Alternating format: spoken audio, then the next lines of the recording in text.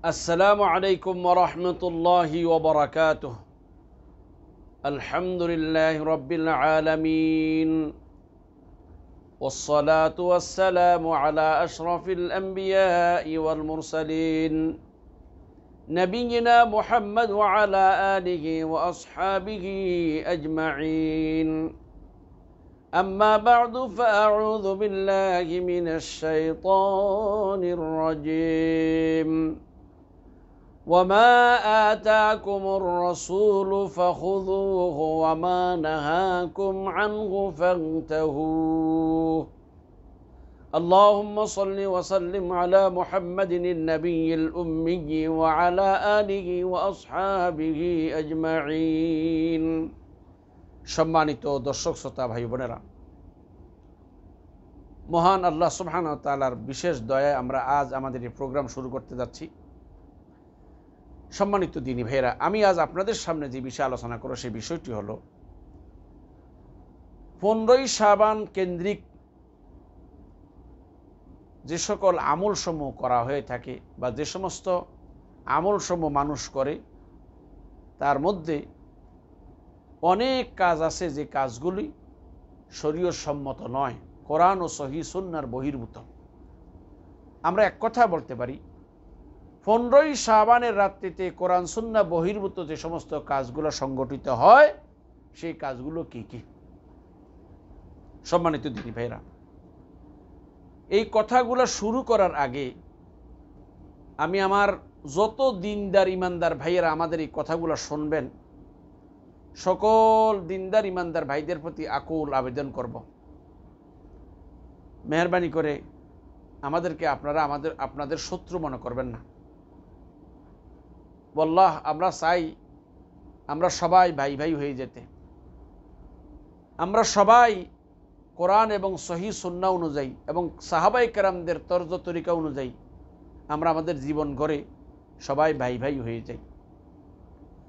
এই পৃথিবীতে রাসূলুল্লাহ সাল্লাল্লাহু আলাইহি ওয়াসাল্লামের সাহাবায়ে কেরামদের চাইতে দ্বীনের পিপাসা বা এর সাথে আমলের প্রতি এত বেশি আগ্রহী এই পৃথিবীতে কাউকে বলা যেতে পারে না। অর্থাৎ তারা দ্বীনের প্রতি বা দ্বীন মোতাবেক বা সুন্নত মোতাবেক আমল করার প্রতি এত বেশি আগ্রহী ছিল, যেটা অন্য কেউ তাদের কাছেও কিনারায় পুষতে পারবে না।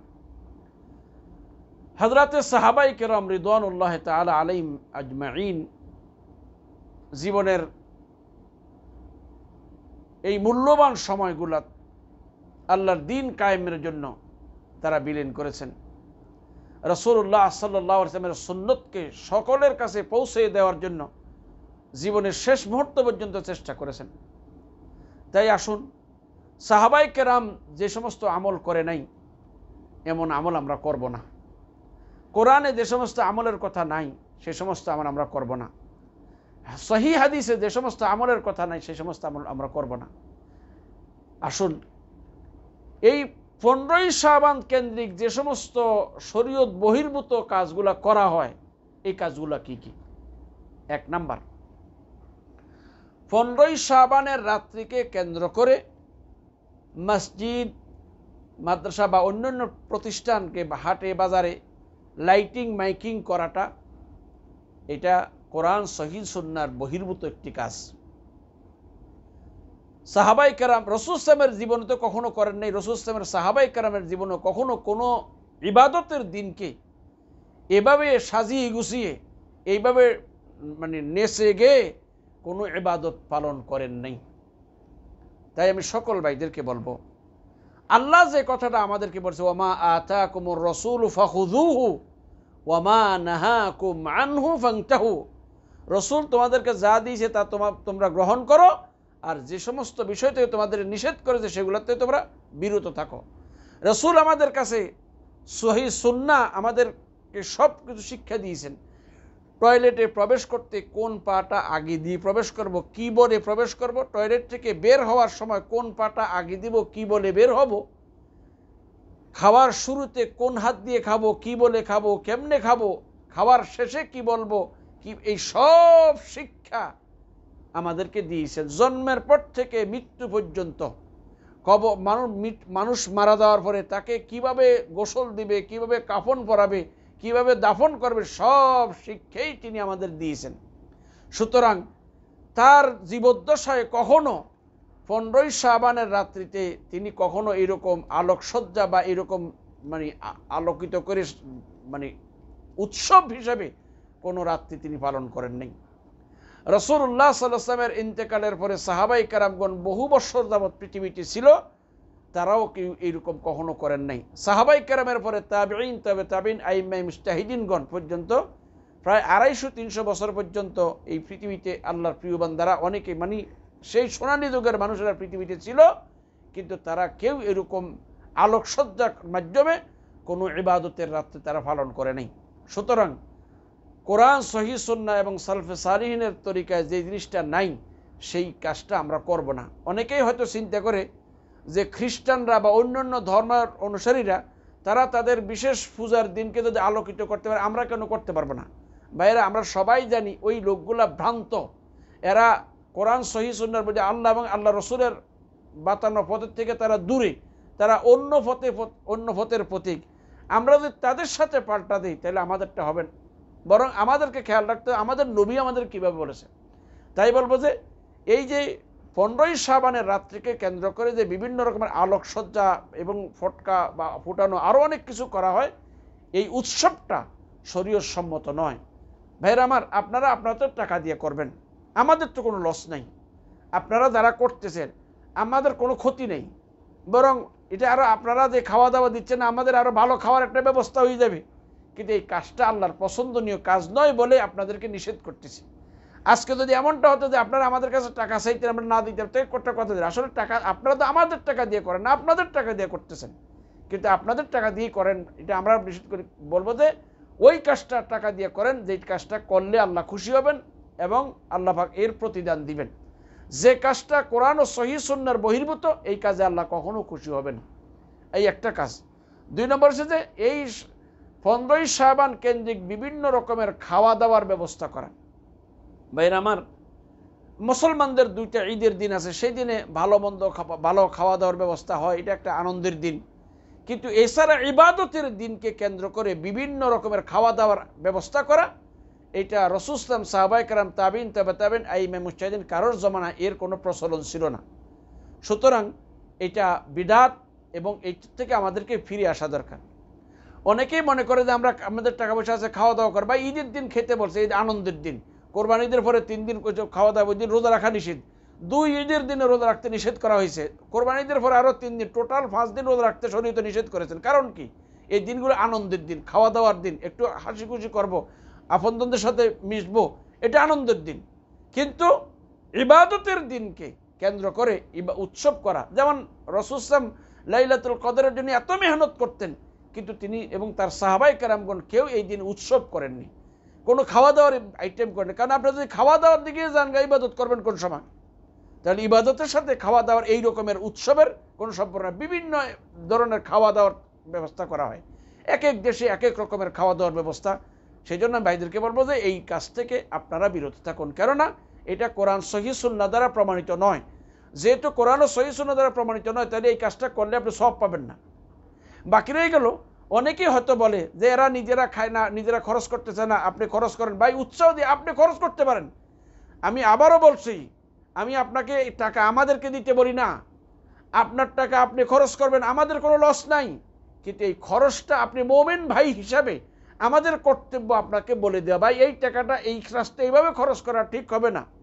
আপনার টাকা আপনি ইনকাম করেছেন, আপনি খরচ করবেন, আপনার খরচ খরচ করবেন, এটা নয়, বরং শরীয়তের নিয়ম নীতি আছে। আপনি ইনকাম করেছেন, এই খরচটাও যেন শরঈ পদ্ধতি হয়, এটা যেন আপনি সওয়াব পান, এইরকমভাবে খরচ করার চেষ্টা করেন। এমনিভাবে কবর জিয়ারতের যে বিষয়টা, 2টা হাদিস আছে, যদিও হাদিসগুলো যায়ীফ, যে কবর জিয়ারতের জন্য ওই রাত্রে কবর জিয়ারত করা, যেহেতু বিশুদ্ধ হাদিস দ্বারা প্রমাণিত নয়, তাই এটা জিয়ারত করার ব্যাপার। এই যে আমরা একটা কবরস্থানগুলোকে মানে ভরপুর করে দিই, আসলে মৃত ব্যক্তিকে তো মৃত ব্যক্তির জিয়ারত বা কবর জিয়ারতের নির্দেশ আমাদের রাসূল দিয়েছেন। আল্লাহ রাসূল বলেছেন যে আমি তোমাদেরকে ইসলামের প্রথম যুগে কুনতু নাহাইতুকুম আন জিয়ারাতিল কুবুরি ফাজুরুহা ফাইন্নাহা তুযাক্কিরু মাউতাকুম। ইসলামের প্রথম যুগে আমি তোমাদেরকে কবর জিয়ারত করতে নিষেধ করেছি। এখন সবেমাত্র মানুষ মুসলমান হয়েছে, কোথাও না কোথাও ভুল করে ফেলে, কিন্তু এখন এই নিষেধ উঠেই নিলাম, তোমরা কবর জিয়ারত করো, কারণ এই কবর জিয়ারতের কারণে তোমাদের মৃত ব্যক্তিদের কথা স্মরণ হবে, এই কবর জিয়ারত তোমাদেরকে মৃত ব্যক্তিদের কথা স্মরণ করে দিবে। সেজন্য আল্লাহ রসুল এটা প্রথম যুগে নিষেধ করলেও পরবর্তীতে এটার নিষেধাজ্ঞা উঠেই নিয়েছেন। তাই আমরা সবসময় যখনই সুযোগ পাবো কবর জিয়ারত করবো, এতে করে আমার লাভ, আমার মন মানসিকতা আখিরাতমুখী হবে, আমার মৃত ব্যক্তিদের কথা স্মরণ আসবে, আমার দুনিয়ার লোভ লালসা কমে যাবে, এটা ভালো কাজ। কিন্তু এটা 15ই শাবানের রাতের জন্য বিশেষ কোনো খাস ফজিলত নয়, যেহেতু যেই হাদিসটা হযরত আয়েশা রাদিয়াল্লাহু তাআলা বর্ণনা করেছেন, এই হাদিসটা ইমাম তিরমিজি নিজেই বলেছেন, সামি'তু মিন মুহাম্মদ বিন ইসমাঈল বুখারী ইউযাইফু হাযাল হাদিস, আমার ওস্তাদ মুহাম্মদ বিন ইসমাঈল বুখারী রাহিমাহুল্লাহ এই হাদিসটিকে যঈফ বলেছেন, দুর্বল বলেছেন। সুতরাং এরকম নেহায়াত দুর্বল হাদিসকে কেন্দ্র করে আমরা এই রকমের উৎসব আনন্দ মুখর হয়ে এইভাবে কবরে দলে দলে যাওয়ার এটা ঠিক হবে না। আপনার আব্বা আম্মার কবর যে কোনো দিনই জিয়ারত করতে পারেন, সারা বছরে 365 দিন আপনার জন্য এটা যায়, সমস্যা নেই, কিন্তু এই দিনেই করা লাগবে, এটা অতিরিক্ত। ৪র্থ নম্বর হচ্ছে যে বিভিন্ন ধরনের নামাজ, বিভিন্ন সিস্টেমের নামাজ। ভাইরা, রাসূলুল্লাহ সাল্লাল্লাহু আলাইহি ওয়াসাল্লাম আমাদের জন্য আমাদের পিতামাতার চাইতেও বেশি দয়ালু ছিলেন। আমাদের কল্যাণ যে সমস্ত জায়গায় সব তিনি বর্ণনা করে দিয়েছেন। আমাদের কল্যাণ আসে এমন কোনো জিনিস তিনি আমাদের বলার ছাড়ার নাই, সব বলে দিয়ে গেছেন। আমাদের অকল্যাণ যে সমস্ত জিনিসের মধ্যে রয়েছে সব সম্পর্কে আমাদের সতর্ক করে গেছেন। সুতরাং রাসূল সাল্লাল্লাহু আলাইহি ওয়াসাল্লাম আমাদের নামাজের যে নিয়ম নীতি যা শিক্ষা দিয়েছেন, অতিরিক্ত যেটা এখন আমরা করতেছি, অনেকেই বলে ভাই আমরা তো গান গাই না, আমরা তো নাচি না, আমরা তো নামাজ পড়ি। ভাই অবশ্যই নামাজ পড়বেন, আমরা এটা নামাজের জন্য আপনার বাধা দিচ্ছি না, কিন্তু যে পদ্ধতিটা আপনি পড়তেছেন এই পদ্ধতিটা রাসূল সাল্লাল্লাহু আলাইহি ওয়াসাল্লামের পক্ষ থেকে স্বীকৃত কিনা। এখন আপনি হয়তো বনে বনে ভাবতে পারেন যে এটা অমুক বুজুর্গ করেছে, আমি ওই বুজুর্গও কিছু বলবো না, কিন্তু একটাবার ইনসাফ করুন, রাসূলুল্লাহ সাল্লাল্লাহু আলাইহি ওয়াসাল্লামের পরে সাহাবায়ে কেরামদের সাথে বুজুর্গ পৃথিবীতে কেউ ছিল না, আর কেউ আসবেও না।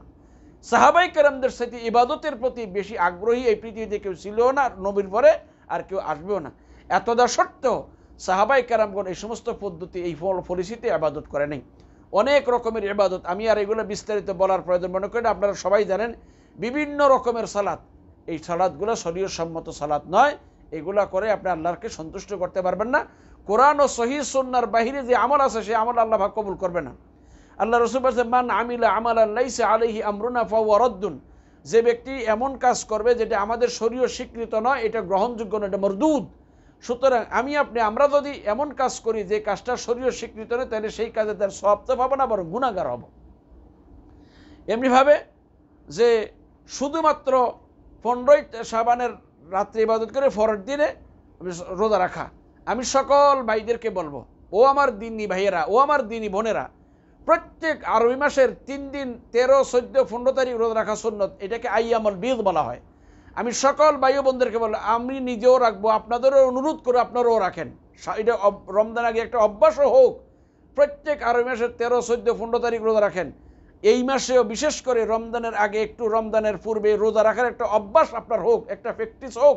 আপনার 13, 14, 15 3 দিন রোজা রাখেন, তাহলে একদিন রাখাটা হাদিস যেহেতু মওযু জাল হাদিস, বিশুদ্ধ হাদিসে 3 দিন রাখার কথা আছে, তাহলে কমপক্ষে অন্য মাসে রাখতে না পারলেও শাবান মাসে রাসূল সাহেব বেশি রোজা রাখতেন, সেই দিকে খেয়াল করে হলো আমরা রোজা রাখি।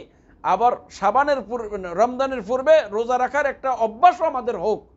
তাই আমি সকলকে বলবো, একদিন নয় 3 দিন রোজা রাখি। এছাড়াও আরও অনেক রকমের কার্যক্রম আমাদের দেশে হয়, যেগুলার বিস্তারিত আমাদের কমবেশ সকলের কিছু জানা আছে। আমি আমার সকল দিনদার ভাই ও ইমানদার ভাই ও বোনদেরকে বলবো, ভাইয়েরা, আল্লাহর কসম আমরা আপনাদের প্রতি বিন্দু পরিমাণ বিদ্বেষ পরিমাণ দরদ নিয়ে বলছি, আপনারা যাতে এমন কোনো কাজ না করেন যে কাজটা কোরআন সহিহ সুন্নাহর বহির্ভূত। বরং আমরা আসল সবাই কোরআন এবং হাদিসে এবং সাহাবায়ে কেরামদের আমলে যা ছিল তাই আমরা করার চেষ্টা করি। যেগুলা কোরআন হাদিসে নাই, সাহাবায়ে কেরামদের আমলে নাই, সেই কাজগুলো আমরা অযথা করে নিজের টাকা পয়সাও খরচ করবো, সওয়াবও পাবো না, বরং গুনাহগার হওয়ারই সম্ভাবনা বেশি। তাই আমি সকল ভাই ও বোনদেরকে বলবো, আসুন কোরআন ও সহিহ সুন্নাহ যা আছে ওইটার উপরে আমরা আমল করার চেষ্টা করি এবং সকল প্রকারের বিদআত এবং কুসংস্কার থেকে নিজেকে বিরত রাখার চেষ্টা করি। আল্লাহ যেন আমাদের সকলকে এই কোরআন ও সহিহ সুন্নাহ মোতাবেক আমল করার তৌফিক দান করেন। আমিন। ওয়া আখিরু দাওয়ানা আনিল হামদুলিল্লাহি রাব্বিল আলামিন। আসসালামু আলাইকুম ওয়া রাহমাতুল্লাহি ওয়া বারাকাতুহু।